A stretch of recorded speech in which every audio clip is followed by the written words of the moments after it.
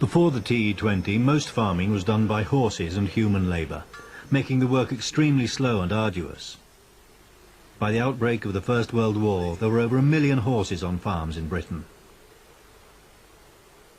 Whilst working in the motor trade in Belfast, Ferguson set out to design a new kind of tractor. He could see that it was the lack of control over implements which held existing tractors back. He developed a linkage system which brought the two together as one machine for the first time. A prototype, the black tractor, went into production in England. But Ferguson fell out with the manufacturer and less than 2,000 were made. Eager to see his tractor mass-produced, he demonstrated it to Henry Ford in America in 1938. A deal was struck and Ford agreed to manufacture the tractor in the States, incorporating Ferguson's linkage system.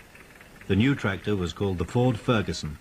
And on June 29, 1939, at Dearborn, Michigan, the product of their collaboration was first made public. American farmers were initially skeptical about the new tractor because of its small size. But once they saw what it could do, the Ford Ferguson sold in large numbers. Mr. Ferguson, will this machine be a success for the small farmer? Yes, it is deliberately planned to be a success for the small farm. We'll do all the work that animals do on the farm at less than half the cost.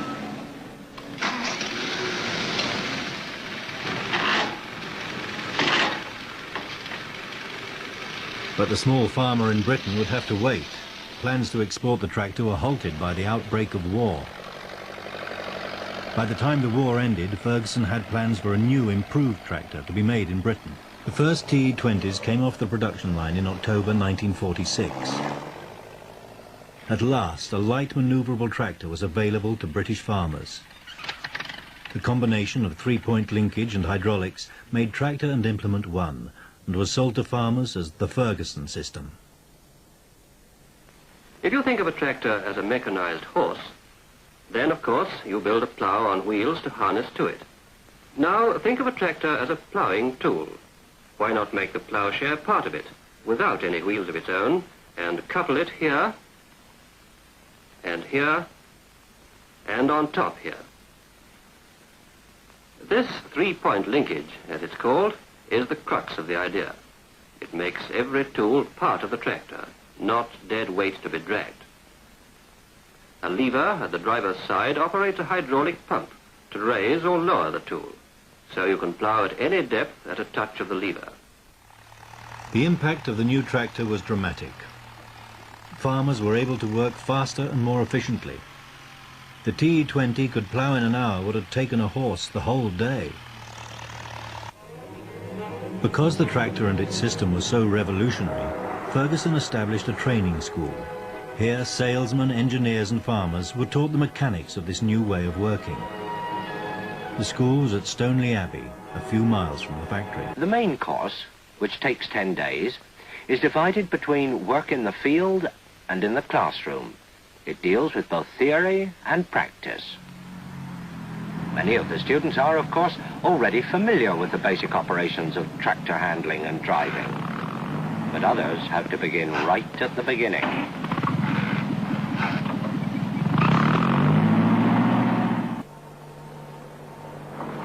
They must be able, when necessary, to advise farmers on how to make the best use of tractor and implements, and how to get the full advantage of their flexibility. A network of tractor dealerships sprang up all over the country. But it was through large public demonstrations that ordinary farmers first came into contact with the new tractor. The centerpiece of a demonstration was cultivating the small square. This was an area 20 feet by 27 feet, too small for a horse or any other tractor to work in. We make sure that the driver is conversant with all the controls, and then he tries his hand at driving for the first time.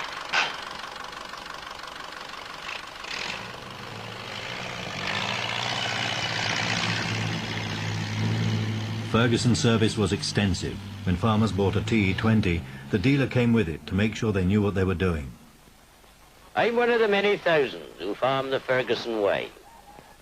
It isn't just a case of being sold a tractor and then leaving it at that. It's the kind of service we get afterwards that's important to us, chaps.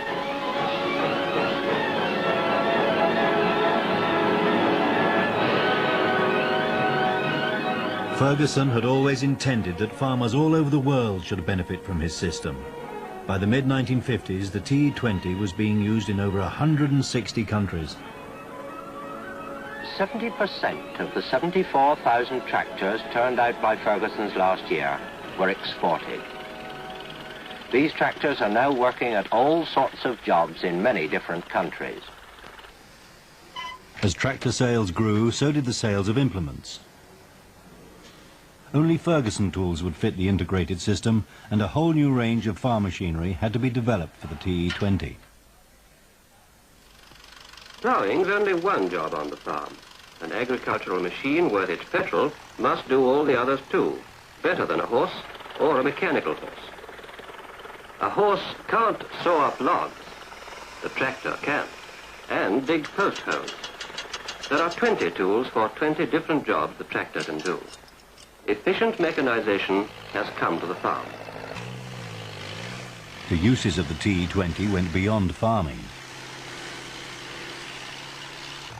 A range of 60 different implements took the tractor to places it had never been before.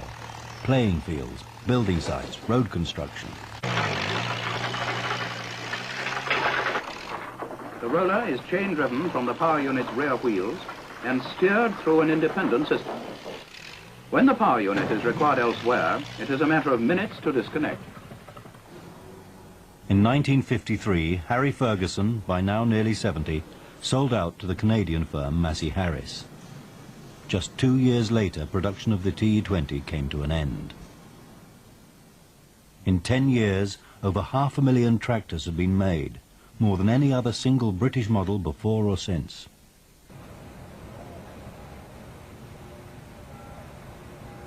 The 1960s saw the end of the T20 era. Farms were getting larger, so tractors did too. All over the country, farmers replaced their 26 horsepower Fergies with new tractors of up to 100 horsepower.